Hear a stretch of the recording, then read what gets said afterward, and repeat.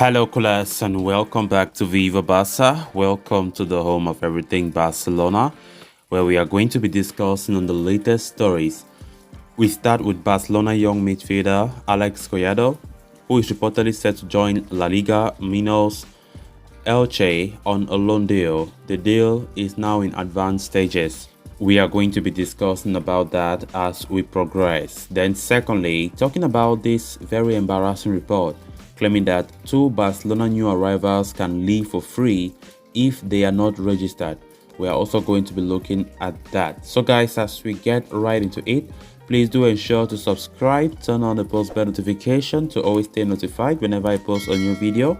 Give the video a like and make sure to watch the video right up to the very end.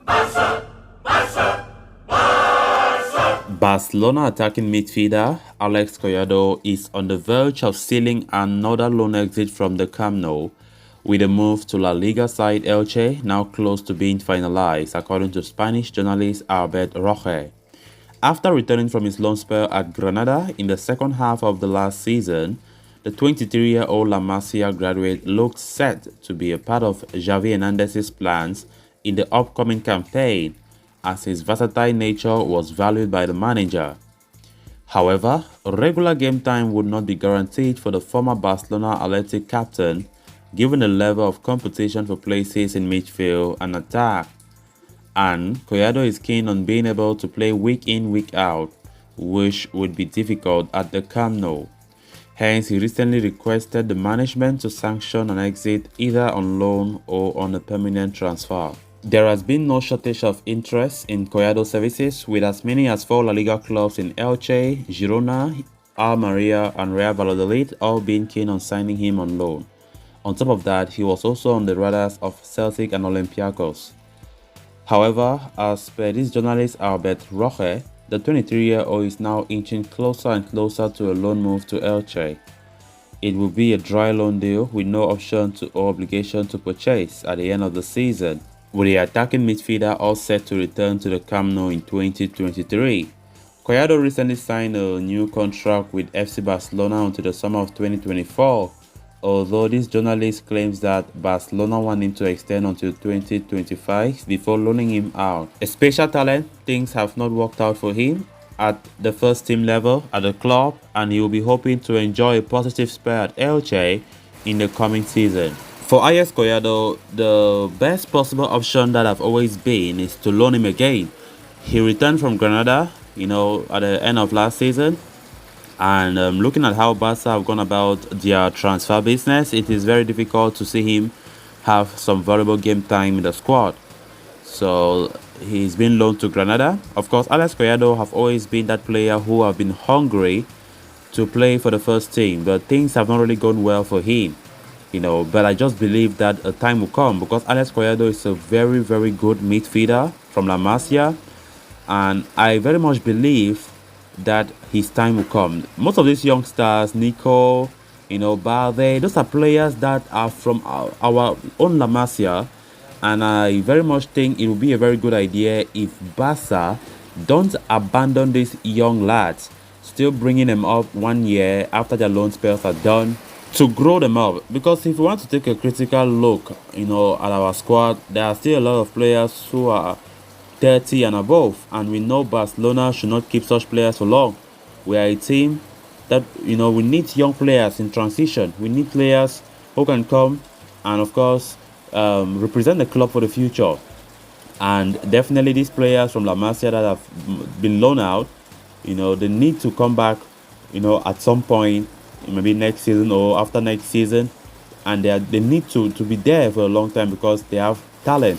So with these young talented players that we have from La Masia that have come from the Barca B ranks, trying to join the first team and subsequently loaned out, I think Barca have a bright future ahead of them, if and only if Xavi Hernandez can use them well, because it all depends on the manager. At the end of the day, it depends on the manager. If he thinks that using these players who know our philosophy very well, they grow in La Masia, in the future, will be something good.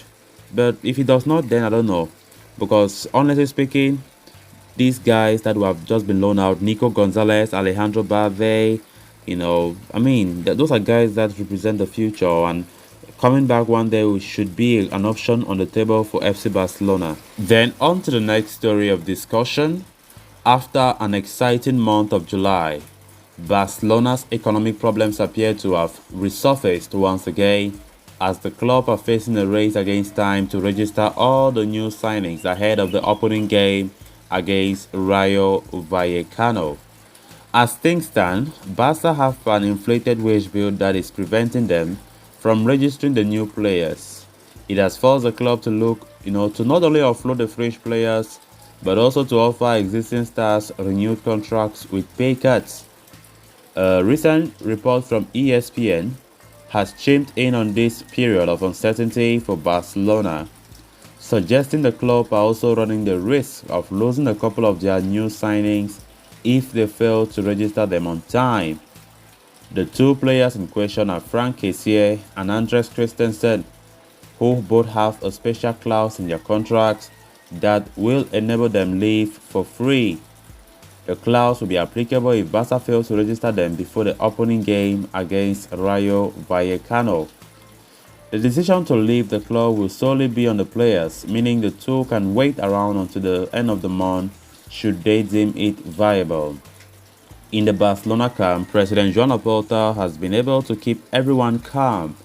He is confident the two players will be registered on time, and even if they fail to do, the club have until the end of the month to register the new players. Some of the new signings can already be registered now, although it appears Barcelona want to avoid any potential complication by registering them all at once. A lot could depend on how well Barcelona managed to offload a few of their star players, including Frenkie de Jong or even Pierre-Emerick Aubameyang, who has emerged as a target for Chelsea this summer. The issue of player registration have made the headlines a lot these days, and it is very, very sad and disappointing to see to see the situation that we are currently going through when it comes to registering our new signings.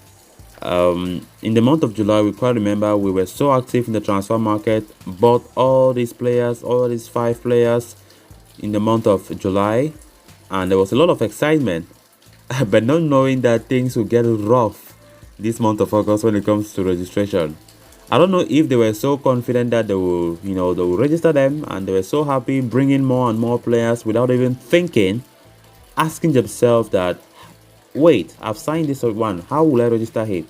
Barca were just bringing them. The influx of new players were massive.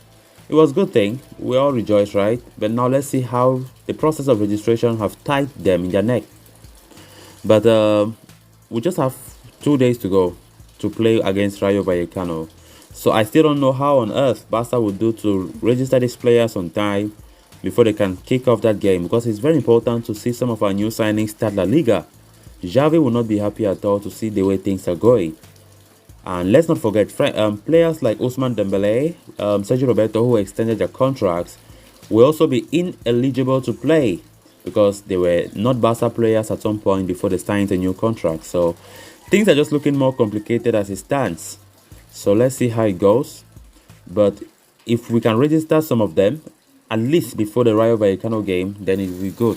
So guys, with that, we have come to an end of this episode. Thanks a lot for watching. Until next time, bye bye.